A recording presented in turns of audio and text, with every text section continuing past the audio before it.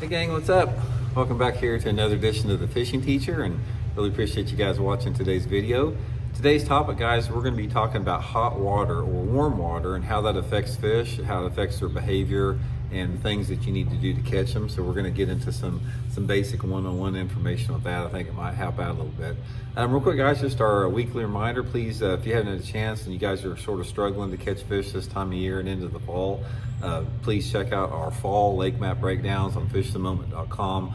I'll put the link in the description. These are breakdowns I make of all the lakes across the country. It gives you 40 good GPS waypoints to begin your search. You can download right to your depth finder, tips and advice, that type of stuff. And if we don't have a lake you're looking for on the breakdown list, you can book a virtual lesson with me at fishthemoment.com, and I'll put all those links in the description. So much appreciated. Okay, guys, one of the things about fish we're trying to educate people here on The Fishing Teacher is that water temperature has a big impact on not only where fish live at, but the techniques that they work, the techniques that work to catch them, specifically bass we're talking about here. And in today's topic, I want to talk a little bit about warm water. Now, warm water, one of the things how it affects the bass is that a bass is a cold-blooded creature, and their metabolisms are directly affected by the water temperature. So obviously that's, in colder water, their metabolisms are down a little bit more. They don't have to eat quite as much. And as the water gets warmer, their metabolism speed up a little bit. They require a little bit more food.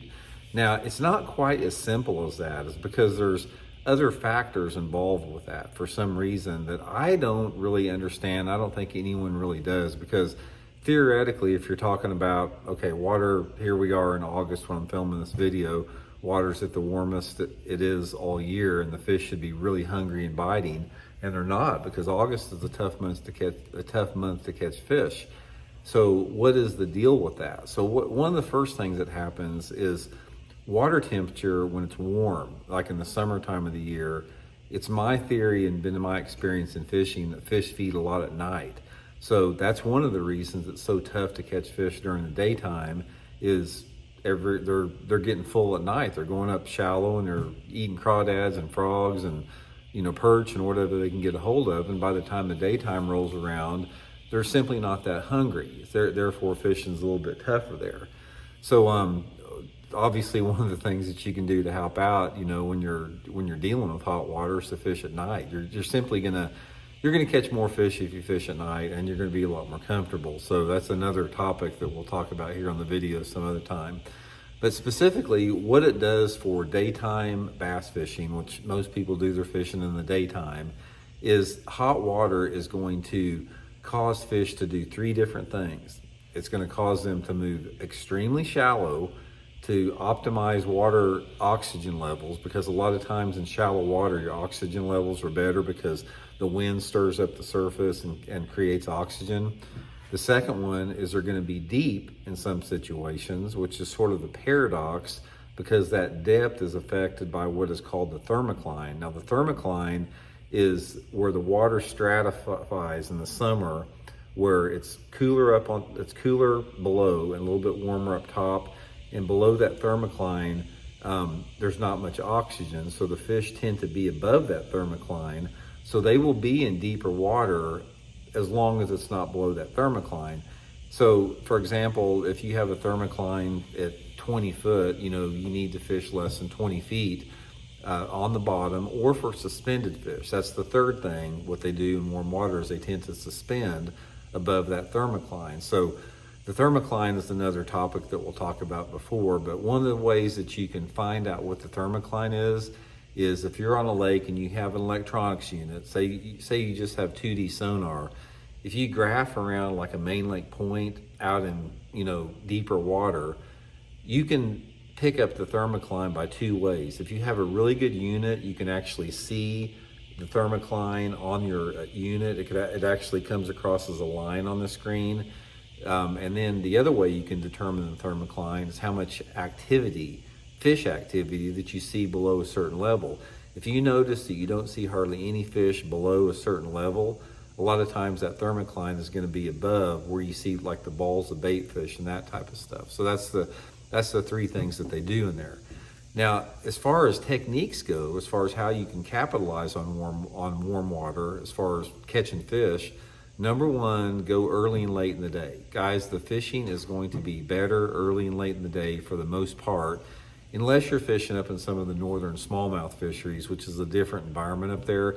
But for most everybody in the country, if you go the first couple hours of daylight and the last couple hours before it gets dark, the fish are going to be a little bit more active, regardless if you're fishing in deeper water or shallow water. So that's number one.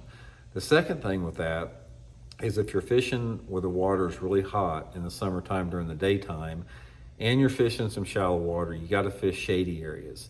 Now, the shade can be whatever shade is available. It could be the shade underneath the boat dock. It could be the shade of an overhanging tree. It could be the shade off of a steep bank, putting shade up on a bank. But shade will position fish and make them much easier to catch, and also will make them more aggressive. So that's one thing you can do with that. And if you're fishing a little bit deeper water in there, the fish can bite a little bit all throughout the course of the day, but they're usually going to be either around some cover on the bottom, or they're going to be suspended out chasing those shad schools out in open water in a little bit deeper water.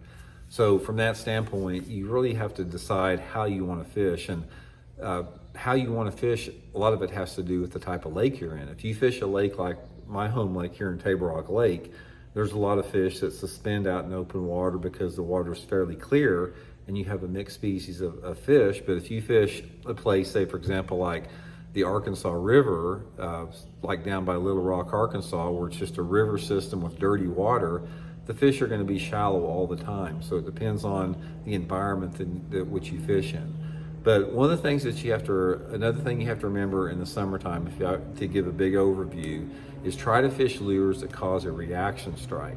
Now, a reaction strike occurs when you move a lure past the fish at a fairly good rate of speed, and they have to decide in a split second whether to bite it or not bite it. And that is usually a better lure in the summertime. That's why lures like fishing a crankbait fairly fast works good in the summertime of the year.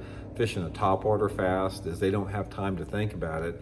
And if you work a plastic worm or jig slow across the bottom, a lot of times when that water is really hot, they have a little bit too much time to study it. And since they're feeding at night, they won't bite that good in the daytime, but they will bite those slow baits at night. So there's a lot of factors to consider. That's another reason we talk about why bass fishing is so complicated and so difficult. There's so much going on.